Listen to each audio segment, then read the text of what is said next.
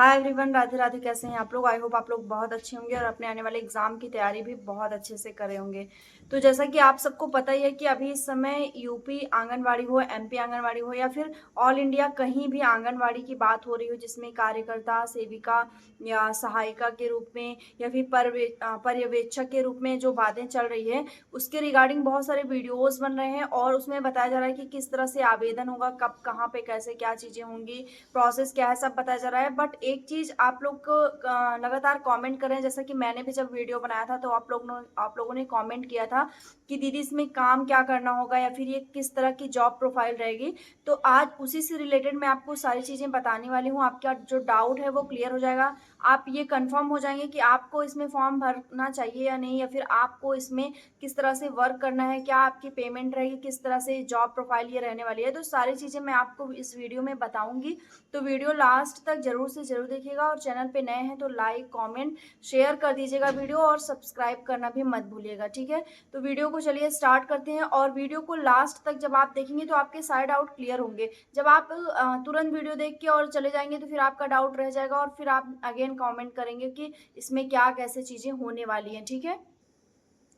तो देखिए, ये जो जॉब है ये यूपी आंगनवाड़ी हो या एमपी आंगनवाड़ी में कहीं की भी किसी भी स्टेट की आंगनवाड़ी की जो जॉब है, मैं बता दूं कि जो आपके गांव में जैसे कोई प्राइमरी स्कूल होता है या फिर कहीं ऐसा कोई संस्थान होती है जहां पे इनकी ड्यूटी रखी जाती है, यानी वहां पे उनको काम करना होता है। और लगभग घंटे की मैं बात करूं तो 5 से 6 घंटे की इनकी जॉब होती है, ठीक। मतलब जैसे स्कूल होता है आपका, सेम वैसे ही इनकी जॉब होती है, सेम उसी तरह से। कभी कभार ऐसा भी होता है कि सेकेंड टाइम भी इनकी जॉब रखी जाती है, बट मोस्टली ऐसा ही होता है कि इनका एक स्कूल टाइमिंग जितनी होती है उतनी इनकी जॉब होती है, ठीक है।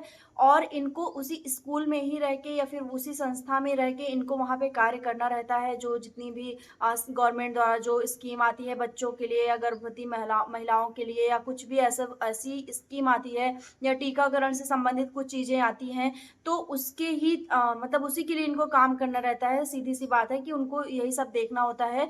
और बहुत सारी ऐसी सिचुएशन आती है या फिर कुछ ऐसी गवर्नमेंट की तरफ से कुछ आती है स्कीम, जिसको गांव में महिलाओं तक पहुंचाना होता है या बच्चों का टीकाकरण करने जाना होता है, टीका लगाने। जैसा कि आप लोगों ने देखा होगा कि जब बहुत छोटे बच्चे रहते हैं तो कभी कभार उन्हें बुला लिया जाता है उसी संस्था में, बट कभी कभी ऐसा भी होता है कि वो आके वहां पे टीकाकरण करती हैं, यानी कि घर पे आके। तो यही सब इनका काम होता है, यही सब इनको काम करना रहता है। और काफी आसान जॉब कह सकते हैं कि आसान ही होता है, अपने डिस्ट्रिक्ट में होता है, अपनी ही जगह पे होता है। कहीं आपको बहुत ज्यादा, अगर दूसरी डिस्ट्रिक्ट में नहीं, दूसरे स्टेट में नहीं जा रहे हैं तो आपको बहुत ही सिंपल सी जॉब होती है। आराम से आप एक सामाजिक स्तर पे काम करते हैं और लोगों को सुझाव भी देते हैं, सजेस्ट भी करते हैं। अगर कोई बच्चों में कोई बीमारियों से संबंधित कुछ आ रहा है सरकार के द्वारा, तो उसका भी विस्तार करना, लोगों को समझाना, उनको बताना कि क्या सही है क्या गलत है, ठीक है। तो यही सब इनका काम होता है।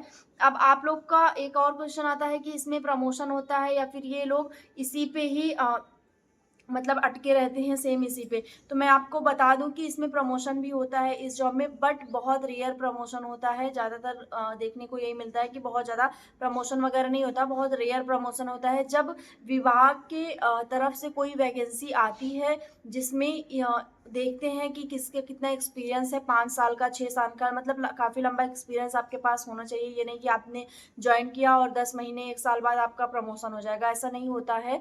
आपका काफ़ी लंबा एक्सपीरियंस होना चाहिए, यहाँ तक कि 5 साल या 6, 7 साल, 10 साल भी मांग लिया जाता है कि आपका एक्सपीरियंस है कि नहीं। फिर उसी के अकॉर्डिंग ही प्रमोशन देते हैं और मोस्टली उनका प्रमोशन होता है जो काफ़ी दिनों से इसमें काम कर रहे हैं, ठीक है। अगर आप नए इसमें जाते हैं, ज्वाइन करते हैं, तो आपका प्रमोशन बहुत कम चांसेस है कि हो। तो इसमें चांसेस कम बनते हैं प्रमोशन के, जब विभाग की तरफ से कुछ आता है, कोई वैकेंसियां आती हैं खाली, तो ही इसमें प्रमोशन होता है। बाकी इसमें प्रमोशन का बहुत ज़्यादा कम चांसेस होता है, ठीक है। इसमें प्रमोशन के मैं बता दूं कि इसमें प्रमोट होकर आप कहाँ पहुंचेंगे। तो देखिए, इसमें प्रमोशन पाके आप टीचर नहीं बन जाएंगे कि आप जिस संस्था में हैं वहाँ के आप शिक्षिका बन जाए, ऐसा बिल्कुल नहीं होता है। इसमें प्रमोशन देख के बस यही होता है कि आप कुछ आने वाली जो आंगनवाड़ी कार्यकर्ता हैं या सेविका या पर्यवेक्षक जो भी हैं उनको आप ट्रेनिंग दे सके, ठीक है। क्योंकि आपने वर्क किया रहेगा तो आपको पता रहेगा कि किस तरह से ये जॉब करनी है, कैसे लोगों में अंडरस्टैंडिंग बनानी है, क्या कुछ इसमें करना है। ये सब आपको जब पता रहेगा तो आप बहुत अच्छा गाइड कर पाएँगे, ठीक है? तो यही प्रमोशन में यही पहुँचाया जाता है कि आपको एक ट्रेनर के रूप में रख दिया जाएगा, ठीक है? अब बात करें कि जो नई आंगनवाड़ी भर्ती में जब आप लोग जाएँगे तो आपकी ट्रेनिंग कितने दिन की होने वाली है? तो देखिए आपकी ट्रेनिंग बहुत ज़्यादा दिन की नहीं होने वाली है कि 5-6 महीने ऐसे ट्रेनिंग नहीं होती। बहुत कम दिन तक ट्रेनिंग होती है, लगभग 15 से 20 दिन या फिर बहुत अगर होगी तो महीने। महीने भर की ट्रेनिंग में आपको सारी चीज़ें समझा दी जाती हैं कि आपको किस तरह से वर्क करना है, ठीक है? क्योंकि ये ऐसी जॉब है जिसमें आपको कहीं जाके बॉर्डर पे लड़ाई तो करनी नहीं है या फिर बहुत ज़्यादा ऐसा कुछ इसमें करना है। सिंपल सी जॉब है जिसमें ट्रेनिंग भी बहुत आसानी से दे दी जाती है कि किस तरह से आपको जागरूक करना है बच्चों की माँ को और बच्चों में टीकाकरण किस तरह से करना है, कैसे आपको यूज़ करना है, जो जो भी मेडिसिन वगैरह आती हैं, ये सारी चीज़ें आपको उसमें बताई जाएँगी, ठीक है? तो आई होप आपको इतनी चीज़ें क्लियर होगी। अब नेक्स्ट बात करते हैं इसमें मोस्ट इम्पोर्टेंट बात इसमें सैलरी की कि सैलरी कितनी होती है। तो देखिए जैसा कि मैं वीडियोज़ वगैरह बहुत सारे देख रही थी तो उसमें ऐसे बता रहे थे कि 20,000 सैलरी 30,000। जी नहीं, बिल्कुल भी नहीं, इतनी सैलरी नहीं होती, मैं आपको क्लियर कर दूँ। कोई भी फेक नहीं है, मैं एकदम आपको रियल बता रही हूँ कि इतनी से सैलरी नहीं होती है जितनी वीडियोज़ में बताते हैं लोग। बहुत ही कम सैलरी होती है। जैसे अगर आप सेविका के रूप में हैं, तो आप मान सकते हैं, आप खुद इमेजिन कर सकते हैं कि अगर आप किसी संस्था में सेविका के रूप में हैं, आप लोगों की सेवा कर रहे हैं, एक मैं बहुत सिंपल वर्ड यूज़ करूँ तो दाई के रूप में अगर आप हैं, तो आपको वहाँ पे कितनी सैलरी मिलेगी? लगभग 3 से 4,000, बस इतनी ही सैलरी, अगर बहुत ज़्यादा मिलेगी तो मिलेगी। इससे ज़्यादा आपको 20,000 सैलरी नहीं मिलने वाली है। तो आपको यही सैलरी मिलेगी। अगर आप सेविका के रूप में हैं तो लगभग आपको 4,000 प्लस में सैलरी आपकी रहेगी, ठीक है? अभी तक जो पुराना जो डेटा रहा है उसके अकॉर्डिंग मैं बात करूँ। अगर आप कार्यकर्ता के रूप में हैं तो आपकी सैलरी 10,000 रहेगी सब कुछ मिला-जुला के, और अगर आप पर्यवेक्षक के रूप में हैं तो लगभग 15,000 आपकी सैलरी रहेगी, ठीक है? इससे ऊपर आपकी सैलरी नहीं होने वाली है, बहुत ही कम इसमें सैलरी होती है।